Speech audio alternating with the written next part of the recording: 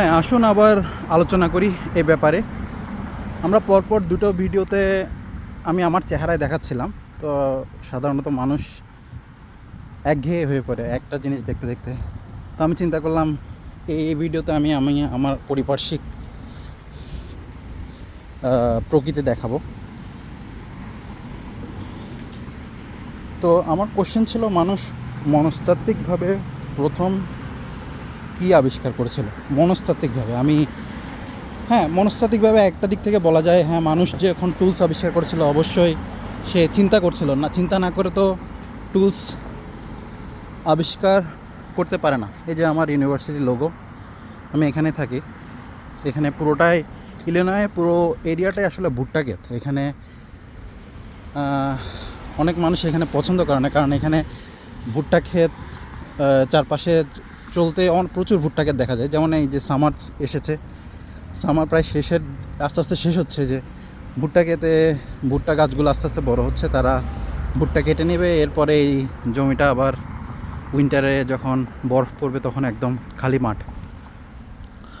আচ্ছা, চলুন আমরা আমাদের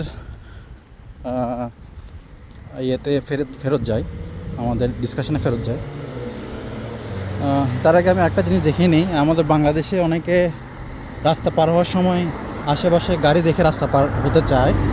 এখানে সুন্দর নিয়ম হলো একটা বাটন ক্লিক করে রাখতে হয়, দেন আমার ওয়েট করতে হয় যে ওই সামনে যে লাইটটা আছে ওই লাইটে একটা মানুষের ছবি আসছে কিনা।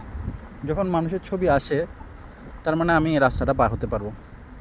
আর এখানে গাড়ি প্রচুর, ট্রাফিক আইন মেনে চলে।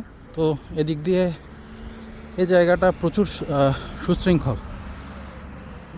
বাংলাদেশের মানুষ বা হচ্ছে যে বাংলা ভাষাভাষী মানুষের মধ্যে এই শৃঙ্খলাটা আনা আসলে খুবই জরুরি। এখনকার মানুষ আস্তে ধীরে আরও কেমন জানি চিন্তা করতে শিখছে না, উল্টো আরও বিশৃঙ্খল হয়ে যাচ্ছে। এই রাস্তাটা ক্রস করবো, তাই আমি আবার ক্লিক করলাম, এটা ওয়েট করছি।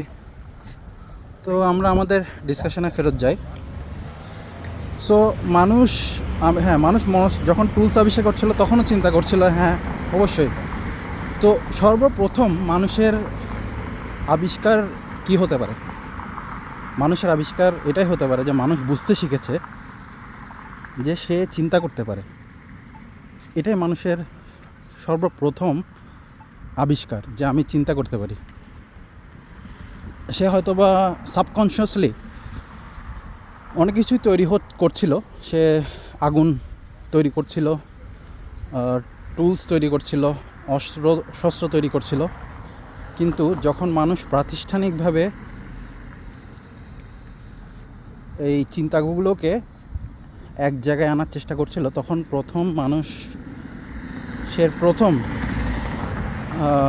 সবাই হয়তো বা এই চিন্তা করবে না। যেমন আমি যদি নিউটনের কথা চিন্তা করি, নিউটন হয়তো বা অনেকেই গাছ থেকে আপেল পড়া দেখেছে, কিন্তু কেউ গ্র্যাভিটির কথা হয়তো বা চিন্তা করেনি। কিন্তু নিউটন এটা দেখে সে চিন্তা করছে, হ্যাঁ এটা কেন হচ্ছে আসলে। তো সেখান থেকেই তার গ্র্যাভিটির আবিষ্কার। সো আমি বলতে চাচ্ছি যে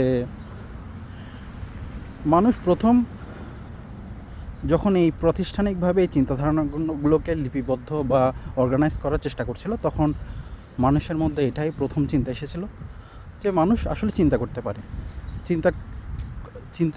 পারে। এই যে চিন্তা করার বিষয়টা, বা অনেকে এটাকে ফ্রি উইল বলতে পারেন। আমাদের মধ্যে একটা ফ্রি উইল আছে। আমরা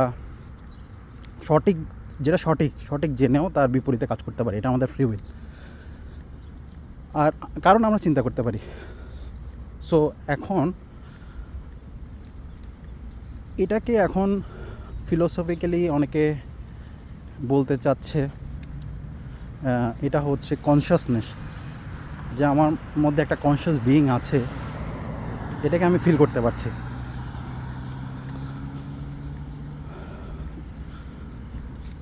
এটুক ধারণা দিয়ে আমি আমার এই ভিডিওটা শেষ করতে চাই। তো মানুষের সর্বপ্রথম আবিষ্কার হয়তো এটাই ছিল যে আমি চিন্তা করতে পারি, আমি একটা কনশাস বিইং।